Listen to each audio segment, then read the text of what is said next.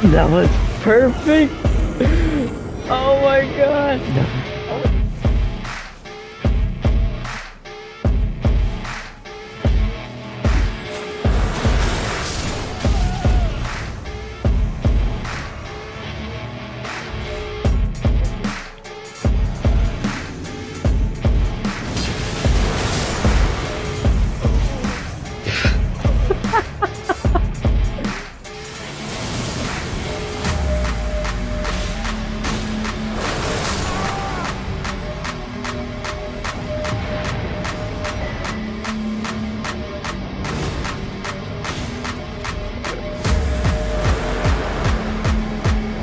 You do need a stone key, by the way.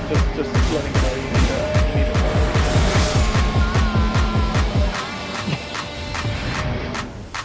Why are you fighting me?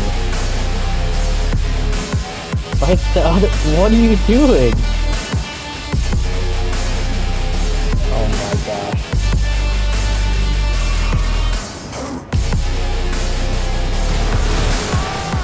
That's right. What's up everyone, I'm Gushy and welcome to the channel. In this video we're going to be going over how to one-shot people in PvP in maybe one of the funniest ways possible. No one expects a really big bubble to do that much damage and kill them in one hit, so it's really a surprise to some people. So in this video we're going to be going over the gear that you need, which includes the weapon, the talismans, and the armor to make this build as effective as possible in PvP. Before we start, if you enjoy this video, please drop a like and check out our Elden Ring playlist where we have other videos just like this. Alright, to start things off, the most important part of this build is of course our weapon, which is the Envoy's Greathorn. This is a weapon that randomly drops from a specific enemy, which we can find at the Halig Tree Town. Once you spawn in, you'll find an enemy at the very top sniping you with this exact weapon. So all you have to do is go up there, being careful to avoid all of its bubble attacks, and if you get lucky enough, it should drop for you. If you do have the talisman, the Silver Scarab, remember to equip that so there is a better chance for it to drop, and hopefully after a couple of tries you get it. The Envoy's Greathorn scales off of Strength, Dex, and Faith, requires 28 Strength, 12 Dex, and 24 Faith. But the real reason we're using this is for its weapon art, which is the Great Ocular Bubble. The skill states that you blow on a horn to release a massive magic bubble. Now even though it does say magic, this does scale off of faith, so you do want a high faith stat to get the most damage. Now this weapon just by itself won't be able to one-shot enemies. It's still doing a pretty high amount of damage at 1100, but we do need to add a couple of buffs to get those one-shots. First off, the easiest way we can do this is by one of our incantations called Golden Vow. Golden Vow lasts a decent amount of time at 1 minute and 20 seconds and gives a 15% buff to all of our attacks. On top of this, we're also going to be including some talismans which also increase our damage. To go over the talismans I'm using real quick, the first one I want to go over is the Radagon Sword Seal. I'm strictly using this because I don't have enough strength to use the Envoy's Greathorn even when I two-hand it, so that's the only reason I'm using it.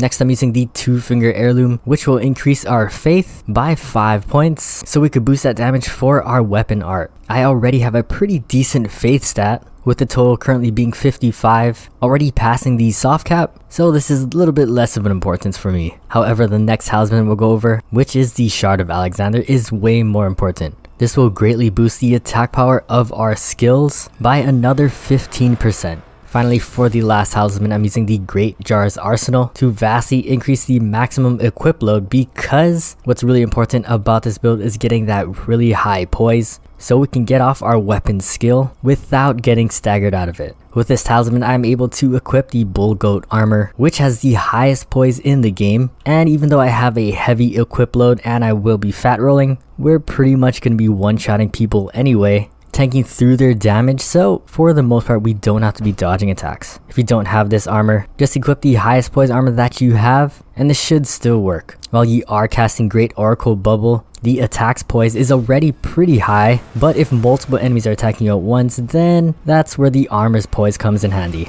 Now as fun as this is when it does work, I do want to mention a couple of counters, which will happen sometimes if people are smart. The first notable one that I want to go over is the really slow cast time of Great Ocular Bubble. Because the bubble doesn't track well and you're stuck in that kneeling position without being able to turn, enemies are able to get around you and backstab you if they're fast enough. I've got to say, not many people figured this out, as most people are just worried about dodging the bubble. The next counter is through our wondrous physics mix. If people are using the opening bubble tier, which will negate damage for one attack, and as you can see from the clip in the background, even though I hit this guy, it really doesn't do that much damage. However, once you get that first hit in and break the bubble, if you can land a second weapon art, it will definitely kill them. The last counter, which is probably the most common, is if enemies have a really high vigor or armor stat. In this example, I'm doing 1200 damage to this enemy, but they're still living with a little bit more HP. It's hard to tell what level other people are, but in these cases, your bubble won't do enough damage to one-shot enemies, so you might have to do an additional attack to take them down. Because we already have our high poise, we can easily trade damage for that final shot and hopefully get that kill. A strat that I found pretty effective is to do a running jumping heavy attack. Because the end animation is pretty slow, a lot of people assume that they can get some free damage in, so once they get close to get some hits in, I use the weapon art to fire off that bubble, poise through the damage, and trade in for that one shot. With that, that's pretty much everything you need to know about this build. I've been having a ton of fun using this, even though it doesn't work 100% of the time. If you guys are interested, let me know in the comment section down below if you're gonna try this out. And as always, thank you guys for watching and hope to catch you in the next one.